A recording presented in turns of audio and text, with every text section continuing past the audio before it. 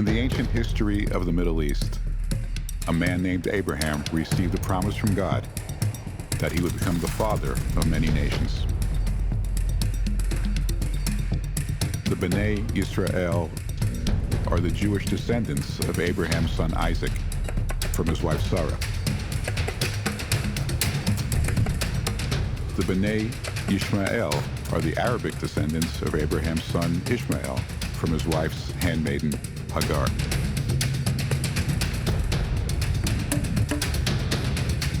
From the house of Israel, the Jewish prophet Moses would be born,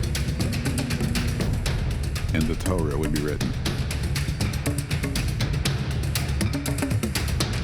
Centuries later, from the house of Israel, Jesus, the Messiah of the Christian faith, would be born, and the New Testament would be written. From the house of Ishmael, the Islamic prophet Muhammad would be born, and the Quran would be written.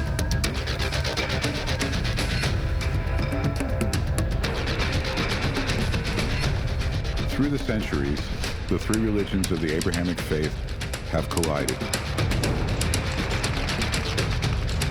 In no place more so than Jerusalem. With the fall of the Ottoman Empire after World War I, ancient nations were restored in the Middle East, including the state of Israel, fulfilling Old Testament prophecies.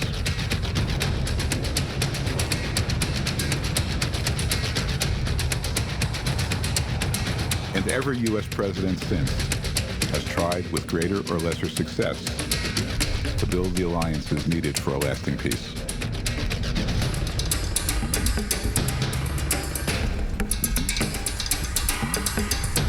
Recently, at an unlikely time, with an unlikely group, led by an unlikely president, nations of the divided faiths of Abraham came together against all odds and laid a foundation for peace that bears the name of their common father, the Abraham Accords.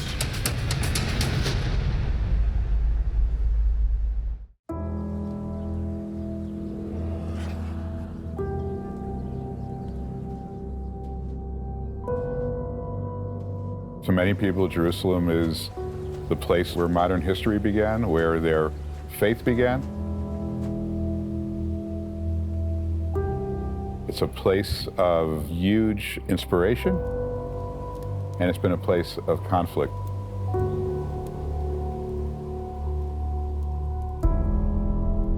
That dome of the rock is really the story of Abraham. It's where God tested Abraham, and Abraham passed the test, and God promised that he'd become the father of many nations. The many nations were divided through his two children, Isaac and Ishmael. They were great rivals, to the point where Ishmael was banished from Abraham's house. But they reconciled. When Abraham died, they buried their father together in the tomb of the patriarchs.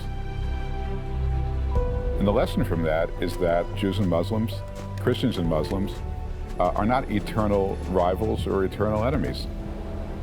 The Bible tells us that they can reconcile. And so the Abraham Accords is the story of ancient peoples revitalizing their reconciliation after 4,000 years. This happened in a way that was very different than all the other previous peace efforts in the Middle East, except perhaps for one common factor. It began without people believing that there was ever much hope. President Trump is expected to unveil his long-awaited Middle East peace plan. However, skepticism remains extremely high. This comes as President Trump and Prime Minister Netanyahu both face political turmoil. So, I mean, you worked in the White House. You know, West Wing. You were in the West Wing. In the first couple of years, I mean, the number of leaks coming out of the White House. Working in the Trump administration, we had our backs up against the wall. For whatever reason, nobody thought that we would be able to accomplish much of anything. We knew that people would say, what do these guys know? They don't come from this world. Look, you've got Jared Kushner, David Friedman, Avi Berkowitz. You know, it's Three Orthodox Jews. To me, that doesn't sound like a good start. I came into this having observed really the ups and downs of working in administration because it's very difficult. It's highly contentious. People are always expecting you to fail. People were starting to give up. You know, when you talk about Middle East peace, people refer to it as the example of impossible things. A critical breakthrough first came in 1977. We are privileged to witness tonight a significant achievement in the cause of peace, an achievement none thought possible a year ago. The anger between Arabs and Israelis, which was kept in check yesterday, clothed in firm but mostly polite language, came right out into the open today. Yasser Arafat extended his hand to Yitzhak Rabin, and after a moment, Rabin took it.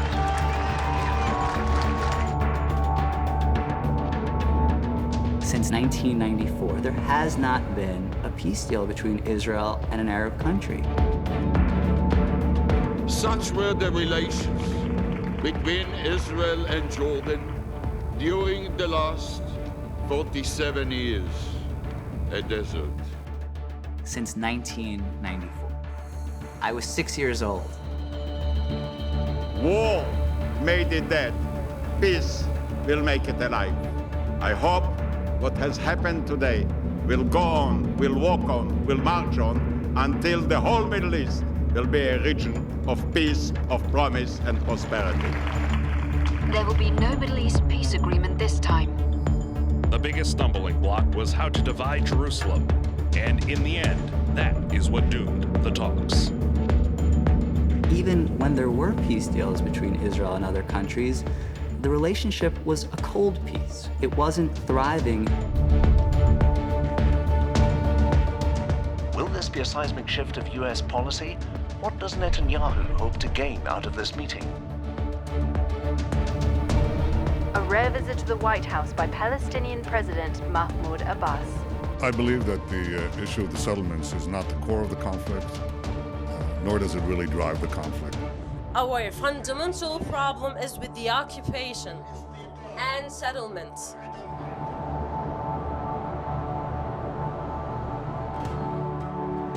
Over time, positions on paths forward have become hardened.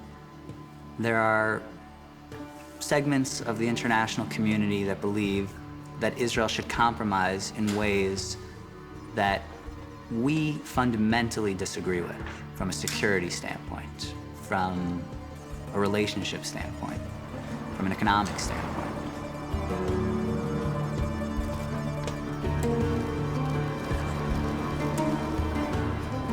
President Trump's notion was, we're elected, we're here, our job is to take on the hard challenges, and he really gave us the mandate to try. One of the experts, who's on television all the time, came in to see me early on, and I said, well, this is my approach, I'd like your advice. And I said, do you think that we'll have a chance of success? And he said, absolutely not. I said, why are you so definitive? And he said, well, Jared, it's just math. You know, nobody's made any money betting on success in the Middle East in the last 25 years. You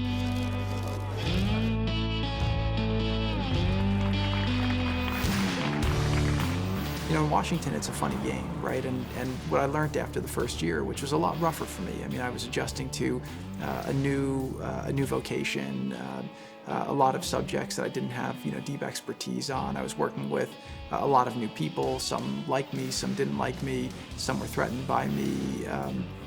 And what I learned very quickly is, like, the game is the game. I didn't invent the game. You have to get better, you have to get smarter, you have to try. Then you just have to adjust.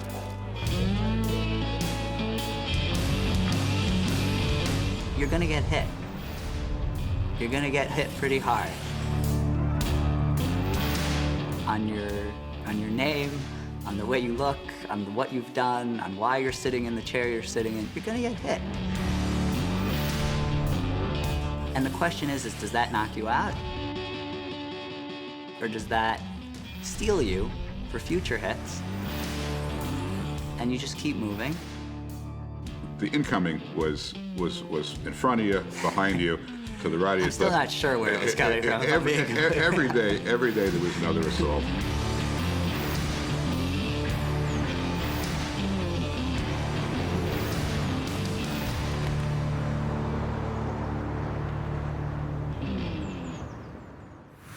The first draft was probably done within the first 6 months of the Trump administration. And I give Jason Greenblatt a lot of credit for that. It was on his computer. It was on his computer. Which, by the way, I inherited when he left, so then it was on my computer. Well, it was never on mine. And by the way, our team had 2-star generals. It had officials in the National Security Council. This is a serious team.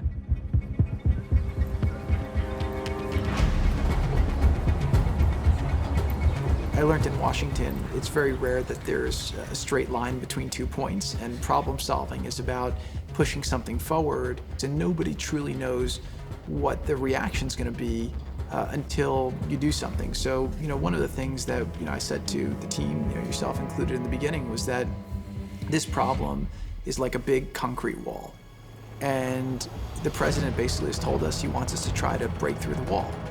And so, I don't know, maybe it's a concrete wall, everyone says it's a concrete wall. Maybe it's atrophied, maybe it's actually a papier-mâché wall. We don't know, but what we have to do is go and hit it, and we've got to hit it with everything we've got. The stage was set back in May of 2017 when President Trump went to Saudi Arabia.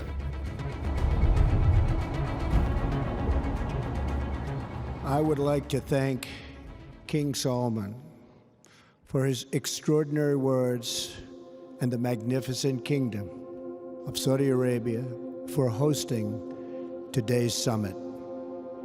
In my inaugural address to the American people, I pledged to strengthen America's oldest friendships and to build new partnerships in pursuit of peace. I also promised that America will not seek to impose our way of life on others, but to outstretch our hands in the spirit of cooperation and trust. That is why I chose to make my first foreign visit a trip to the heart of the Muslim world, to the nation that serves as custodian of the 2 holiest sites in the Islamic faith. So that moment was a real reset. If you go back in history to the 2016 campaign, radical Islamic extremism was a very controversial topic, but a very big topic. So at the time, you had ISIS beheading American journalists, killing Christians. They had a territorial caliphate the size of Ohio that they controlled, and they were planning terror acts from that area. Libya was basically a mess. Egypt almost became a mess. You had Syria was in a civil war, 500,000 people were killed. Yemen became destabilized as well.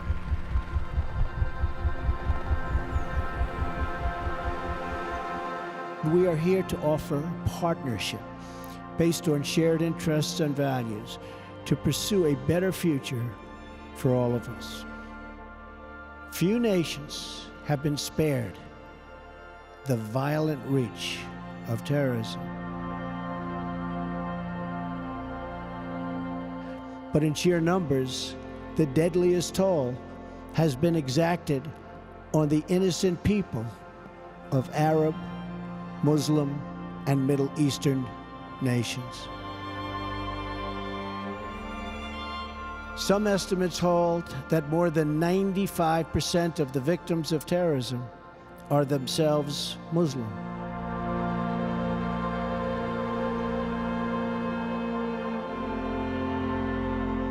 We now face a humanitarian and security disaster in this region that is spreading across the planet. No description of the suffering and depravity can begin to capture its full measure. The true toll of ISIS, Al-Qaeda, Hezbollah, Hamas, and so many others must be counted not only in the number of dead, it also must be counted in generations of vanished dreams. On that trip, President Trump in the speech laid out 4 objectives, and he did it in Saudi Arabia, which is the custodian of the 2 holiest sites in Islam, the leader of the Islamic world, and he assembled leaders from the 54 Arab and Muslim countries to come hear the speech. And he said, this isn't America's problem, this is all of our problem. We have to work on these 4 priorities together. Number 1 is Iran. From Lebanon to Iraq to Yemen, Iran funds arms and trains terrorists, militias, and other extremist groups that spread destruction and chaos across the region. For decades, Iran has fueled the fires of sectarian conflict and terror. It is a government that speaks openly of mass murder, vowing the destruction of Israel, death to America, and ruin for many leaders and nations in this very room. Number 2 is ISIS, right? We have this prevalent cancer that's been expanding. We need to all come together and eliminate it and then figure out how it doesn't come back again. Number 3 was Islamic extremism, where it basically was saying, you know, we have to change the way we deal with these extremists. We can't be tolerating the terror financing. We can't be tolerating the spread of the ideology. But above all, we must be united in pursuing the one goal that transcends every other consideration. That goal is to meet history's great test, to conquer extremism. The final pillar, the 4th pillar, was really talking about the Israeli-Arab conflict and the Israeli-Palestinian conflict. We need to create new boundaries based on opportunities in the future, not be stuck in conflicts of the past, and we need to build new bridges. He saw this as a great threat to Israel, to the entire world, to the stability of the global economy. The potential of this region has never, ever been greater. 65% of its population is under the age of 30. Like all young men and women, they seek great futures to build, great national projects to join, and a place for their families to call home. This region should not be a place from which refugees flee, but to which newcomers flock. The birthplace of civilization is waiting to begin a new renaissance. We pray this special gathering may someday be remembered as the beginning of peace in the Middle East.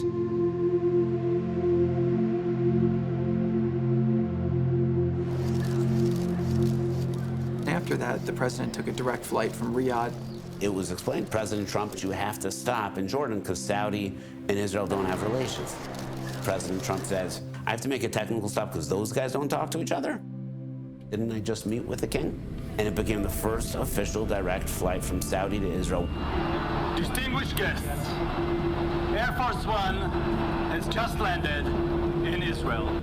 This was a historic flight. You just flew from Riyadh to Tel Aviv. I hope that one day an Israeli prime minister will be able to fly from Tel Aviv to Riyadh.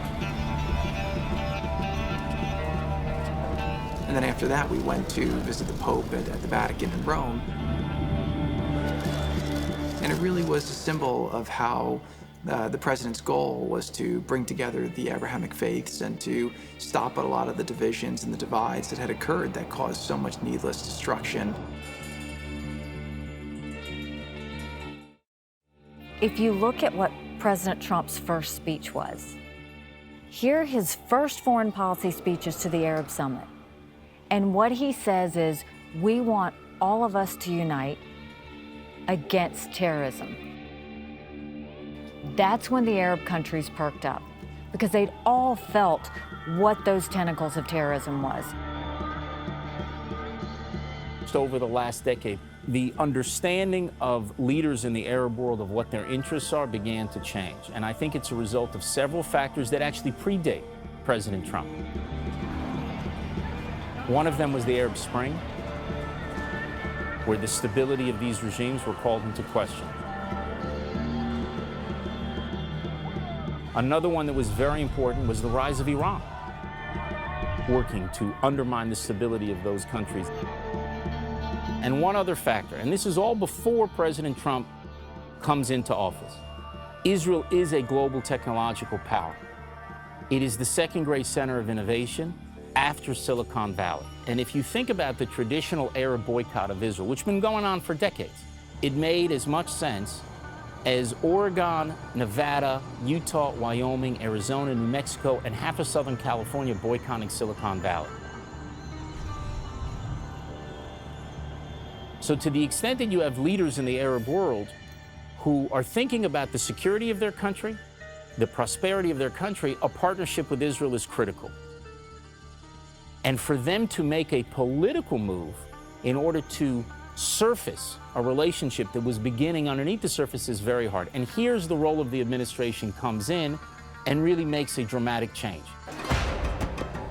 The administration's changes broke not only with international policy, but with many of the United States' own precedents.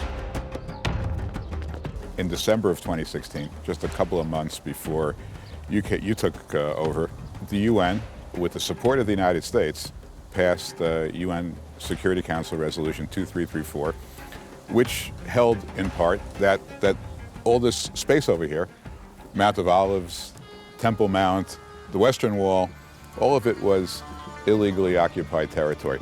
That's the environment that you stepped into. The day or 2 days before it was going to happen, I got word that this was happening, tried to call the former ambassador just to say, what's happening? This was a massive move to make before a change in administration. She didn't call me back. When I got to the United Nations, I was determined to find out, how did that happen? What were the details behind it? And what I found out, that it was the U.S. that led the charge. Yeah. And I meet with Danny Danon, the Israeli ambassador to the UN. He was trying to find out what was going on. No one from the U.S. administration was calling him back. They were trying to connect the president with the prime minister. Obama was in Hawaii and said he couldn't take the call. Yeah. And he had to find out from countries like Russia and China what was getting ready to happen. And then the resolution is read, and you know, at the Security Council, you've got all the countries around the table, and then you have the country that they're talking about. So there's Israel, Danny Danon, sitting at the table with everybody else. They read the resolution, all in favor. You know, people, they raise their hand, and the U.S. abstains. The U.S. has taken the strongest action in years against long-standing ally Israel by abstaining from a UN vote condemning Israeli settlements. David, it got worse. They all stood up and applauded when this passed. So you have all the Security Council members applauding, you have the audience applauding, and there's Danny Danon representing Israel sitting there. Yeah. How could we do that to a friend? And if the United States could do that to Israel, what message does that send to the rest of the world? The president telling the heads of Israel, Egypt, Jordan, Saudi Arabia, and the Palestinians today he will recognize Jerusalem as Israel's capital. An unprecedented move, breaking with U.S. policy since Israel was created. 1995, Congress adopted the Jerusalem Embassy Act, urging the federal government to relocate the American embassy to Jerusalem. This act passed Congress by an overwhelming bipartisan majority. Every previous American president has exercised the law's waiver. Presidents issued these waivers under the belief that delaying the recognition of Jerusalem would advance the cause of peace. Nevertheless, the record is in. After more than 2 decades of waivers, we are no closer to a lasting peace agreement between Israel and the Palestinians. It would be folly to assume that repeating the exact same formula would now produce a different or better result.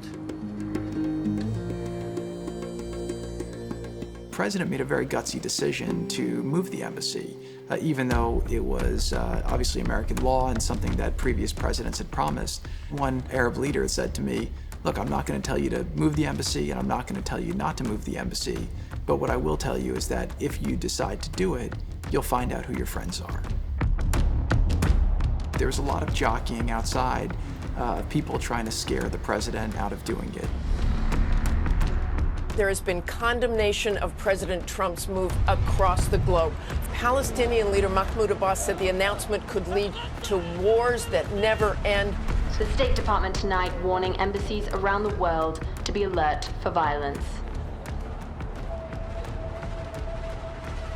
I get asked occasionally, what do I think was the most important thing that the Trump administration did along the way? I always refer to the embassy move. You were in the CIA then? Yes. We provided our best analysis. It too was rooted in a legacy history predictive of bad things happening, of real risk, not only in the Middle East, right? We were concerned about what happened in a place like Pakistan, or a place that might happen in Jakarta. Lots of places that there was real risk that had been identified by the national security apparatus. And President Trump said, fine, prepare, do the right thing, get that piece right. We want to keep everyone safe and lay the groundwork for this. We don't want to create the conditions for violence. How do you see the significance of the embassy move? Yeah, it was the fulcrum. And it was the launch pad at the same time. So it was both a lever and a rocket.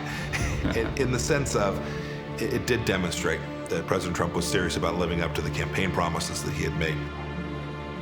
Making Jerusalem the capital of Israel was such a big thing for every president, and then they got in, they wouldn't do it. I understand why, by the way, and I've told it many times, where why wouldn't they do it? And then you get in and you have every country calling, saying, please don't do that, please don't do that, you can't do that.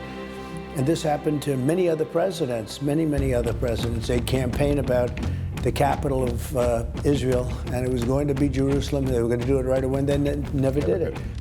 There was tremendous pressure put on them, and I just turned off the telephones and I got it done.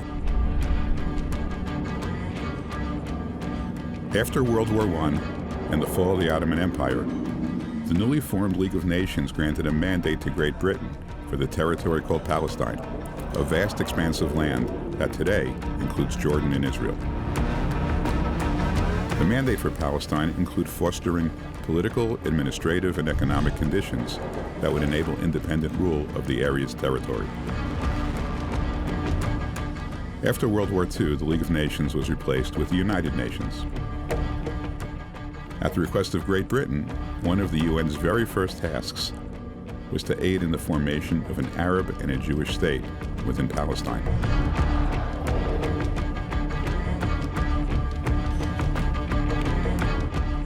In 1947, the United Nations passed a resolution known as the Partition Plan, recommending the creation of an independent Arab state and an independent Jewish state. Israel accepted the Partition Plan. The Arab nations all rejected it.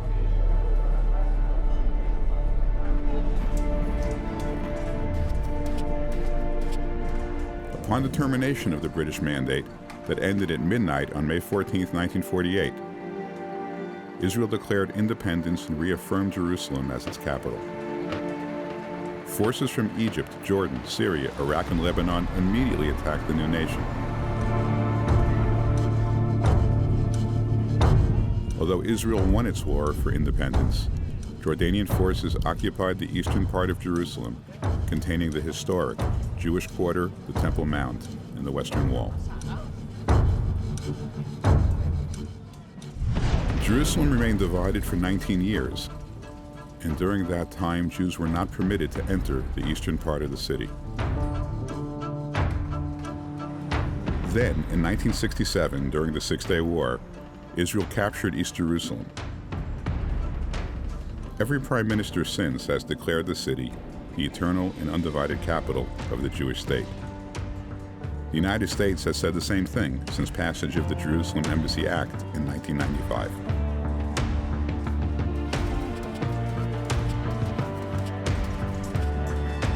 Although Israel asserted sovereignty over all of Jerusalem since 1967, Israel has permitted open access to all of the Abrahamic faiths to worship at their respective holy sites.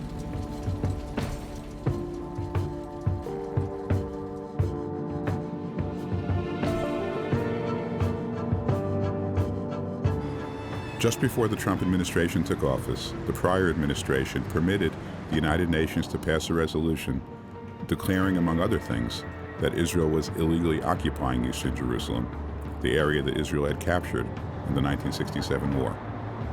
That resolution was rejected by Israel and many American leaders of both political parties.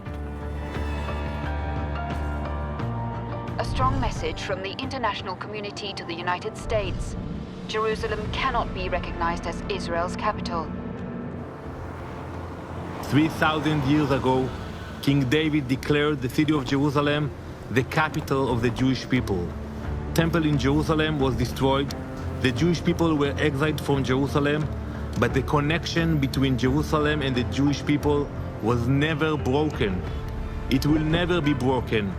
Not by the Romans, not by the Babylonians, not by the Ottoman Turks, not by the British Empire, and not by the United Nations.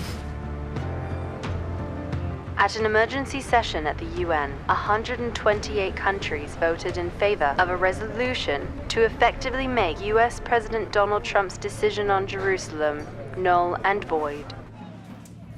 There was also an attack at him from the conventional thinking, which is if you're going to give this big concession to Israel, why aren't you getting something for it?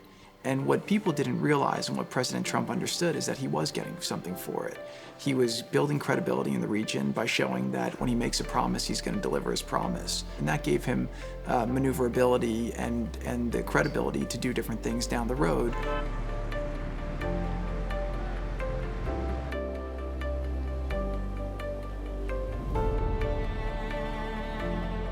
The Arab states, and not just the Arab states in this region, but countries around the world understand that there is a unique relationship between Israel and the United States.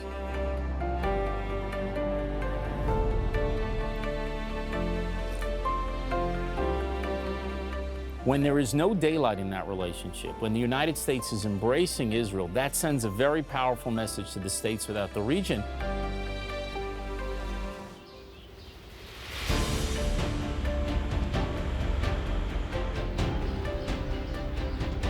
My heart for Israel comes from my faith, but it also comes from my heart as an American.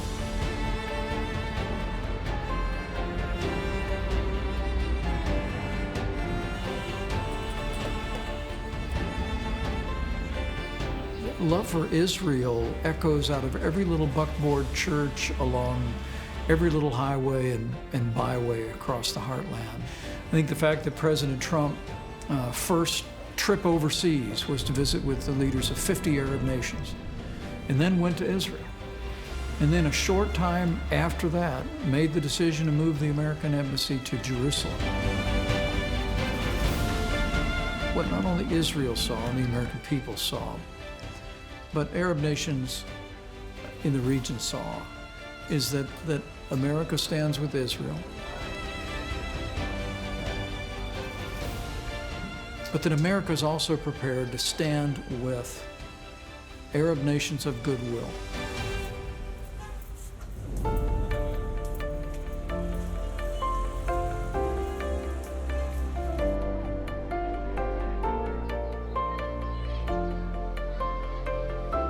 The United States has long-standing allies among the Arab nations, with many goals and values in common.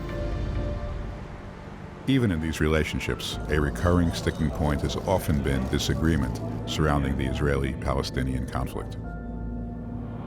I went to meet with the Palestinians and with their negotiators, and what I very quickly came to realize is I pulled all the documents. I wanted to see what they'd agreed on or not agreed on in the past. I was trying to scope out the deal. What I realized is nothing's changed in the deal in the last 25 years. In 2002, there was an Arab Peace Initiative. In those years, there were people who were going on around the world saying the single greatest problem in the Middle East, if not the whole world, was the Israeli-Palestinian conflict. And so people for a very long time were focused on that as being central to change in the Middle East. The framework that we used the entire time was, if we come up with this conclusion, will this make Israel more safe? And will this make the Palestinian people have the opportunity to live a better life? And if the answer was yes to both, we thought that was the proper compromise. The international community has taken a different approach to this issue in ways that never were able to put the Israeli leadership and the Israeli public at ease as it relates to their security. We got Israel to put a very detailed, credible offer on the table, and the Palestinians wouldn't engage with it.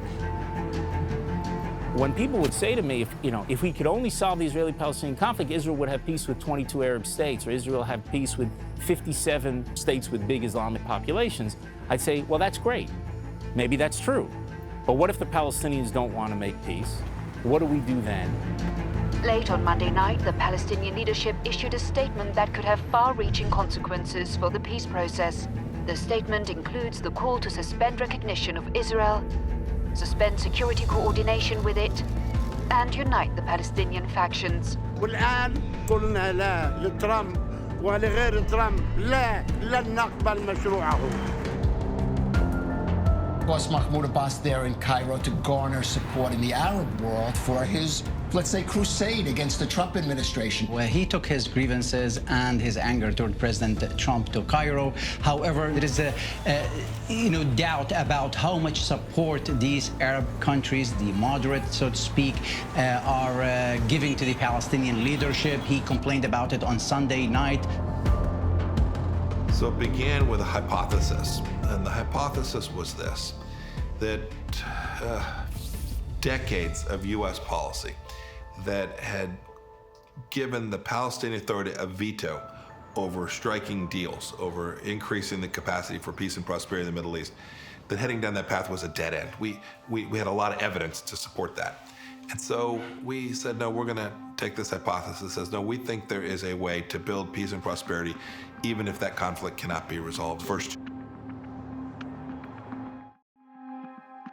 Both of us were employed by the State Department.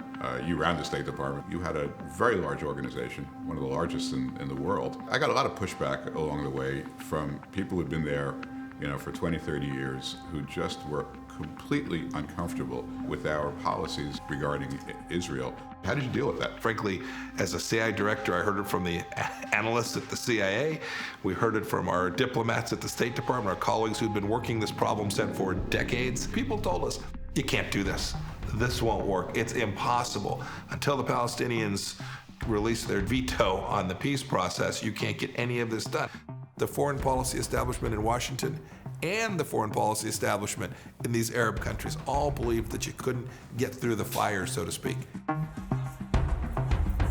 There will be no advance and separate peace with the Arab world without the Palestinian process and Palestinian peace. No, no, no, and no. There are people that had been working this issue who knew everything there was to know about the West Bank. There were people that knew everything there was to know about the Gaza Strip and had been working these diplomatic issues for their entire careers, their entire lives. And so when we show up and say, we're gonna take a swing at this from another direction, yeah, you got lots of pushback. I have lots of memos, most of which everyone's read because someone leaked them from the State Department. There was a foreign policy elite, an unelected foreign policy elite in Israel as well, and they all get together, they all reinforce each other's views. But you walk into the marketplace in Jerusalem or in Tel Aviv, and all those people, they are not with the foreign policy elite. I was running for Congress. It would have been my first time. It would have been 2010, probably in the spring. And we took 6 questions from the audience. 3 of the questions were about Israel. And people in Attica, Kansas understood the current model, the current set of relationships that were unsustainable. They were unsustainable from an American security standpoint. They were unsustainable if you were looking for peace in the broader region. We want the Palestinians to have a better life. But when you have Iran that funds a terrorist organization that has taken over the Palestinian area, this is not about the Palestinians. This is about Hamas. And all they have said the entire time is death to Israel. And guess what they say after that? Death to America. What has happened over the last decade is a change in the Arab world and a strategic understanding that it is in their national interest to move into a relationship with Israel. It was not the case 20 years ago. Had President Trump been president in 2000, I don't know if he would have been able to achieve this breakthrough. In 2008, I don't know if he would have been able to achieve this breakthrough. You have to understand the environment had shifted. Arab leaders are set to meet in Saudi Arabia for a summit on Sunday as world powers face off over Syria and rising tensions between Riyadh and Tehran. The Syrian crisis dominated the agenda a mere 24 hours after the US, Britain and France launched airstrikes on the country in response to regime chemical attacks in Ghouta and Douma last week. Saudi Arabia's King Salman has accused Iran of blatant interference in regional affairs. Terrorism and the war in Yemen are also on the summit's agenda. I was meeting with 2 Arab countries that were meeting with me and the British ambassador, talking about Yemen. And they were going on and said, why is everyone condemning us? Why don't they condemn the Houthis? Why don't they see them for the terrorist organization that they are? And they were just ranting on that. And I said, can I stop you for 1 second? I said, the same case you're making about Houthis in Yemen, I could make about Hamas in Israel. And they got really quiet. After the meeting, they took me out and they said, you're right. And I said, why do you do it? Why do you beat up Israel so much if you know I'm right? And they said, we do it to appease our constituencies. And I said, at some point, you're gonna have to tell your constituencies the truth.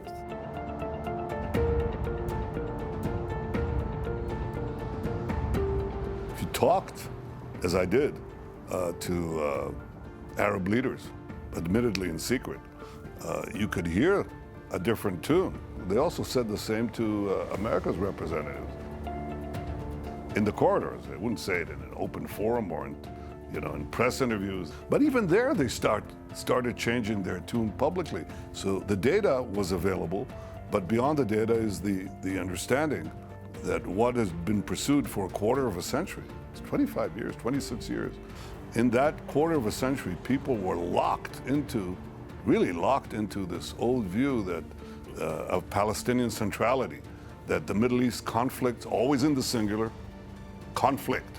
There weren't myriad conflicts in the Middle East between the Arab states themselves, between the radical Islamists and the moderate Islamists, between the haters of the West and those who want to become part of the West. None of that existed. The only thing that existed was this conflict between Israel and the Palestinians. Well, I can tell you, Israel could cease to exist, something that won't happen, I guarantee you. And the same conflicts would go on and on and on.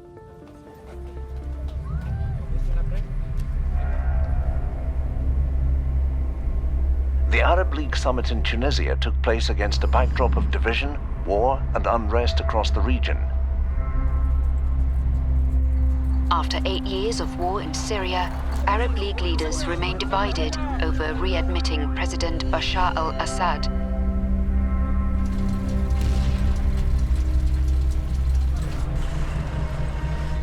It's also 8 years since the revolution toppled Muammar Gaddafi, yet Libya remains one of the most unstable countries in the world.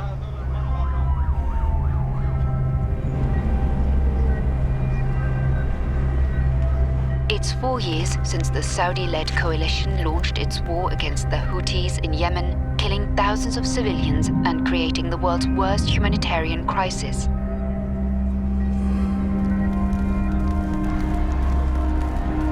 Neighboring Algeria is seeing an unprecedented protest movement demanding the resignation of the 82-year-old ailing president, Abdelaziz Bouteflika.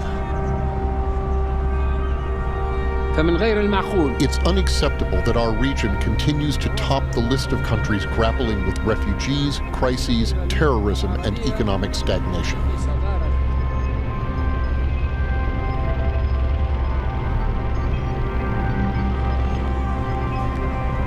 There has been disagreement behind the scenes about how to react to the upcoming American initiative, the so-called deal of the century.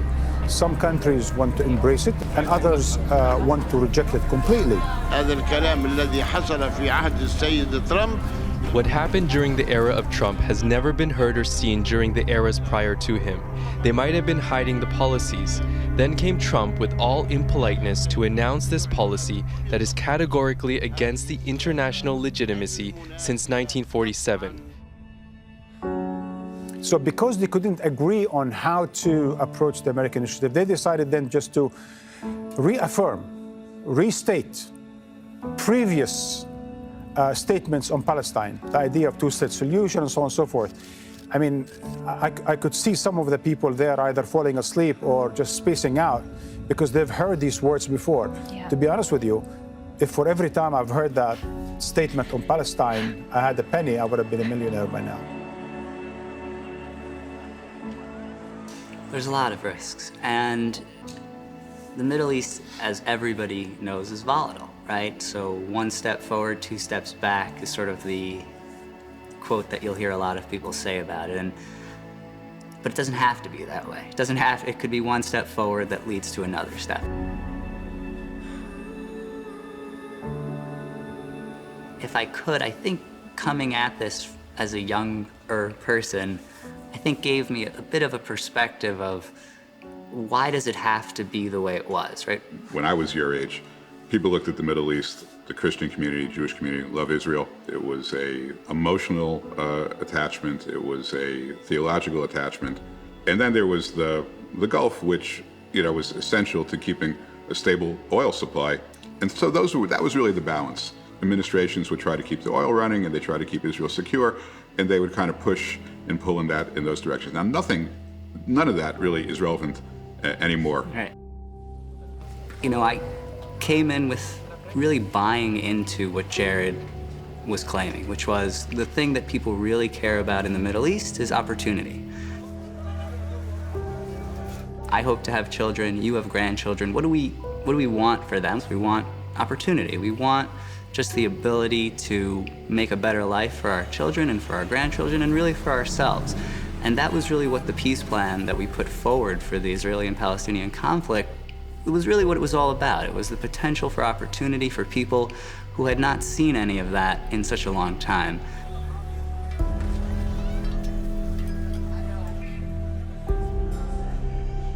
And I believe that people respect us when we believe in something, we stand for something greater than ourselves.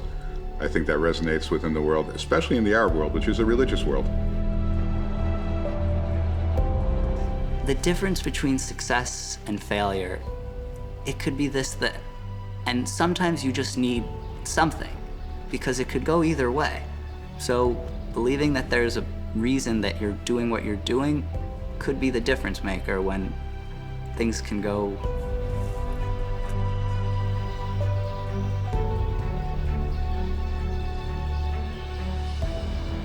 The Hebrew prophet Isaiah prophesied that all the nations of the world will come to Jerusalem, whereupon God will resolve their differences, and nation shall no longer lift up sword against nation. This is the paradigmatic metaphor for peace that adorns the United Nations. Jerusalem literally means city of peace. It is also characterized as central to the Arab-Israeli conflict. In the coming months, we would learn whether a more secure Israel and an undivided Jerusalem might actually be central to finding a resolution to the conflict. We hope to see an actualization of Isaiah's vision in a Jerusalem worthy of its name.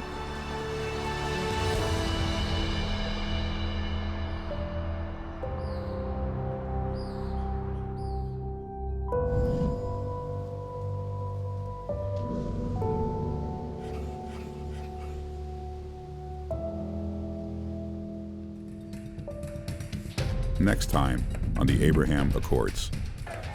The people of the Middle East, many of them needed hope.